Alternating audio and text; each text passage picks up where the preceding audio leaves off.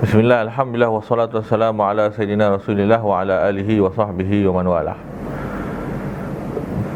Pengetahuan manusia ada banyak tahap. Ini juga salah satu asas daripada memahami ilmu akidah Islam. Pengetahuan manusia ada boleh dibahagikan kepada 3 ataupun 4 tahap. Pengetahuan yang tertinggi disebut sebagai pengetahuan yakin. Dipanggil ilmu yakin, pengetahuan di tahap yakin. Maknanya 100% lah, kan? 100%. Kita tak ada ruang rasa sebaliknya dalam diri kita. Tak mungkin sebaliknya betul. Itu yakin. Kalau kita percaya Tuhan ada, percaya. Kemudian tak mungkin dalam hati kita kata tak mungkin Tuhan tak ada, tak mungkin. Maka itu percaya. Itu ialah yakin. Dan pengetahuan manusia yang di tahap yakin ini disebut sebagai kepercayaan, i'tiqad, kepercayaan.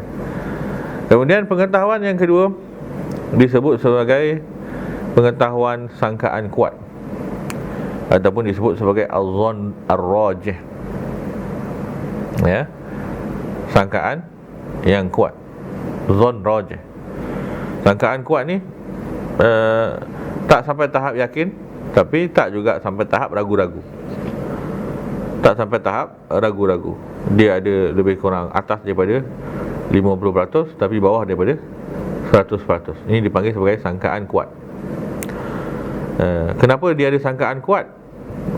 Sebab mungkin dalil-dalil yang menunjukkan ke arah sangkaan yang kuat.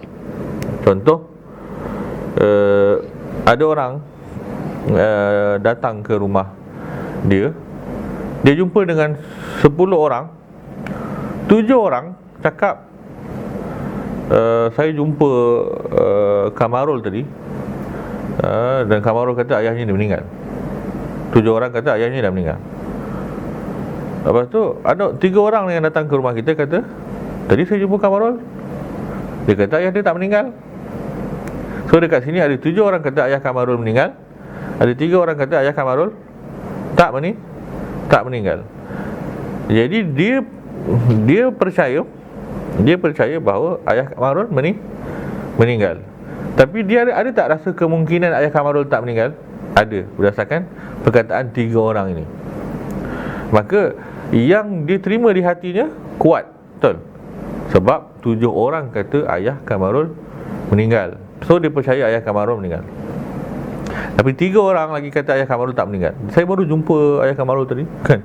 3 orang kata tak meninggal. Maka dekat situ, apa yang dia tahu, ayah Kamarul meninggal, ada ruang sebaliknya bahawa ayah Kamarul tidak meninggal. Kemudian pengetahuan di bawah zon rajih, sangkaan yang kuat, ialah syak.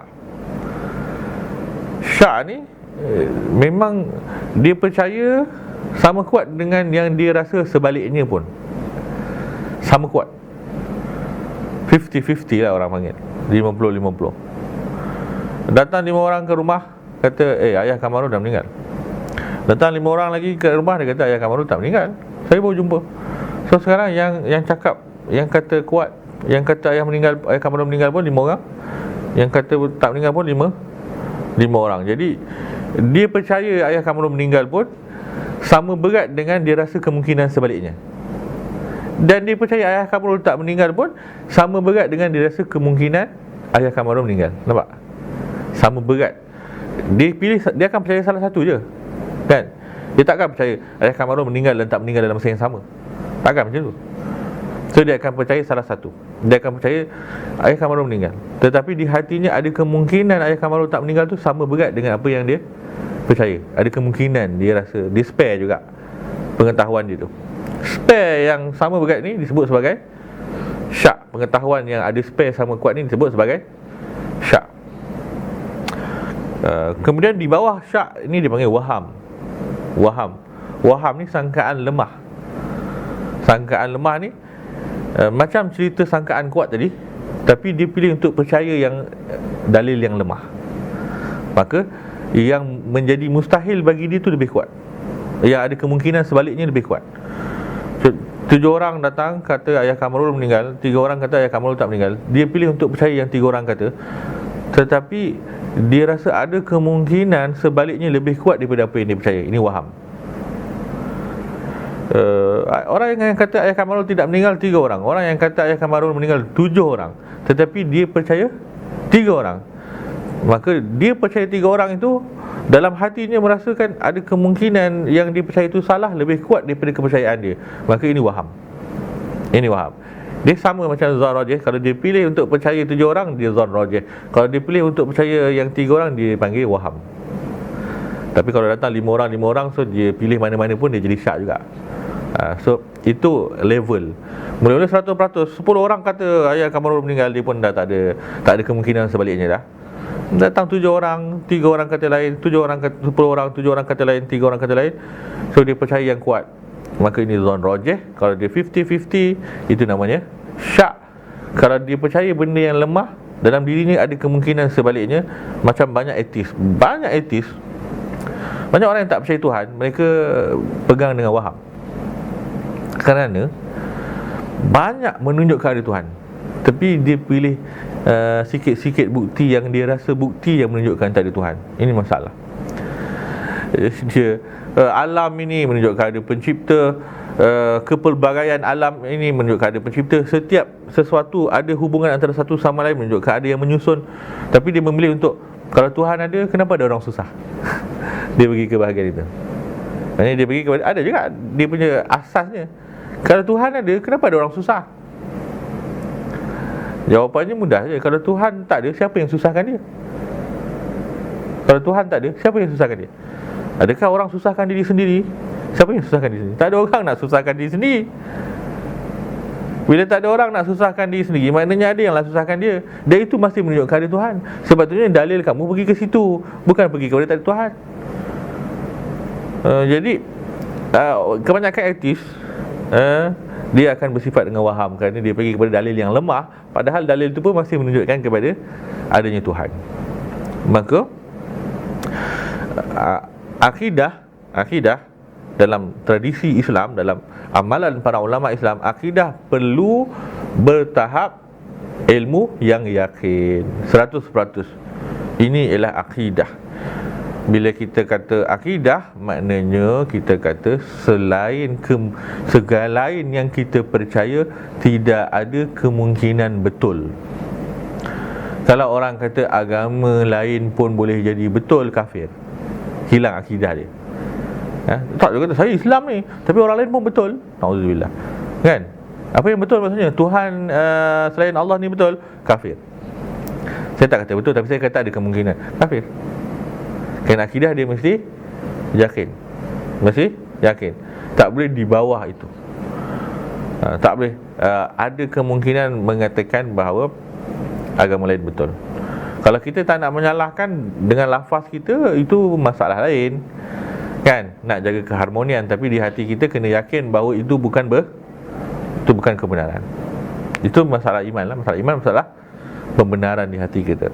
Maka level-level akidah ini, level-level ilmu ini meletakkan bahawa kepercayaan ataupun akidah ialah kepercayaan ilmu yang tertinggi, ilmu yang meyakini, ilmu yang yakin. Tetapi adakah semua akidah ilmu? Okey, faham? Tadi ilmu tu boleh jadi kepercayaan kalau dia sampai tahap meyakinkan. Tapi adakah semua keyakinan boleh dinilai sebagai ilmu? Nampak dia pergi ke satu sisi yang lain. Boleh? Faham? Tadi kita kata okey, ilmu yang boleh dijadikan akidah ialah ilmu yang tahapnya meyakinkan, paling tinggi, betul? Bila zon dan sebagainya masih tidak dinilai sebagai akidah. Walaupun ada mengatakan dia boleh jadi furu' akidah, tetapi dia menjadi cabang kepada akidah yang asal. Dia bukan akidah itu sendiri, dia cabang kepada akidah yang asal. Seperti orang percaya tentang hari akhirat, hari kiamat, maka orang percaya tentang Imam Mahdi akan muncul akhir zaman. Itu masih dalam perkara akidah yang cabang, tetapi dia menjadi cabang akidah kerana kita percaya tentang hari kiamat. Dia bukan asas kepada kepercayaan. Maka itu masih dikira sebagai akidah kerana cabang kepada akidah. Tetapi kalau kita mendasari akidah dengan perkara yang zanniyat, maka dalam tradisi ahli sunnah wal jamaah tidak diterima. Sebab itu kita tidak kafirkan orang yang tak percaya perkara-perkara yang disabitkan dengan zanniyat. Itulah perbahasan. Kita menerima semua dalil dengan mutawatir sahaja, bukan tak terima hadis ahad, tetapi kerana nak mengkafirkan orang ni, nak mengatakan kalau tak percaya kafir, ini bukan satu benda yang boleh dengan dalil yang zanni sahaja, yang sangkaan. Jadi, tetapi bukan semua kepercayaan ada nilai ilmu. Baik, itu kita akan sambung. Wallahu a'lam.